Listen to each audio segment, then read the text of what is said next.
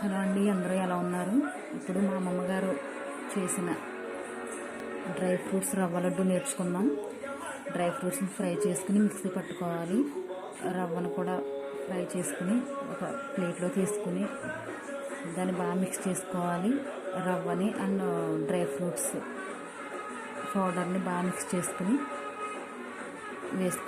పక్కన పెట్టుకోవాలి. పక్కన పెట్టుకున్న తర్వాత అది వీటు ఉండగానే పంచదార కలుపుకోవాలండి. దాంట్లోని ఆ వీటు ఉన్నప్పుడు పంచదార వీటు ఉన్నప్పుడు కలుపుకుంటే మనకి లడ్డు బాగా వస్తుంది.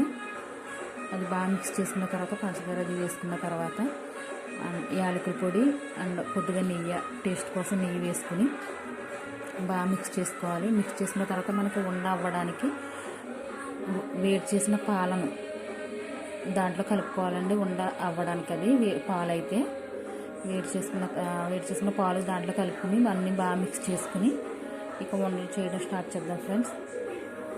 ఉండలు చేసుకున్న తర్వాత ఇక డ్రై ఫ్రూట్స్ రవ్వ లడ్డు రెడీ.